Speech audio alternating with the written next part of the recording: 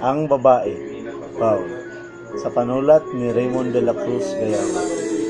Babae, sila yung pinakamagaling mag-deny sa mga nararamdaman nila. Okay lang daw, pero deep inside, hindi pala. Nguminingiti kahit nasasaktan na. Sila din yung grabing mag-inarte. Minsan hindi mo alam kung ano ang gusto nila.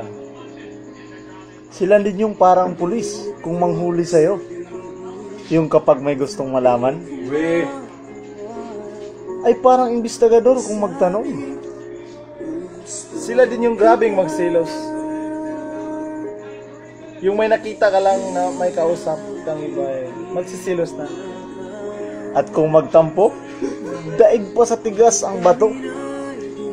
Yung kahit anong text at message mo sa kanya, ay parang baliwala lang. Pero kahit ganyan sila, dapat rin silang igalang.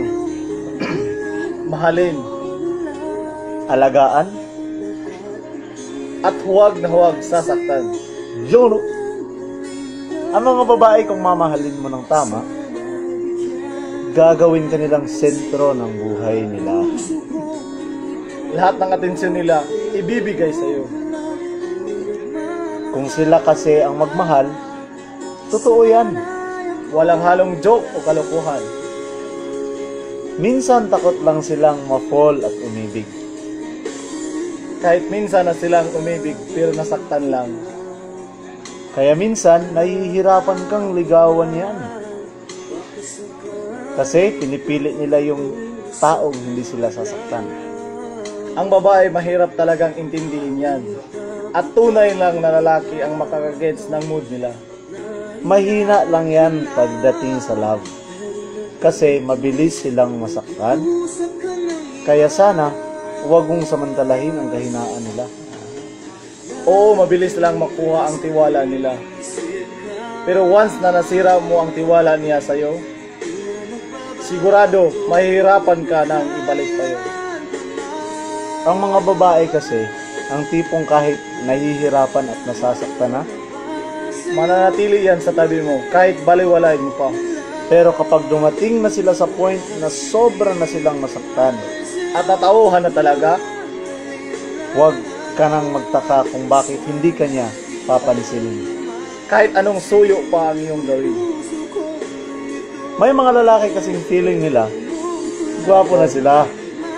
Kung 2 o 3 ang GF nila, Pero mas nakagwapo para sa mga babae yung lalaking marunong rumispeto at tama ang trato sa kababaihan. mga tol, aminin man natin o hindi, ang babae pa rin ay isa sa kukumpleto sa buhay natin. Kung ayaw mo siyang mawala, para sa mga babae, It means na lahat ng lalaki ay manluloko na may natitira pa rin tulad namin.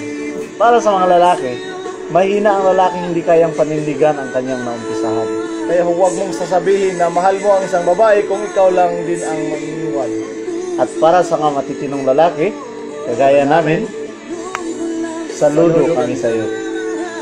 Dahil pinatunayan nyo na ang Team Tabugdo ang lalaking seryoso At hindi manloloko.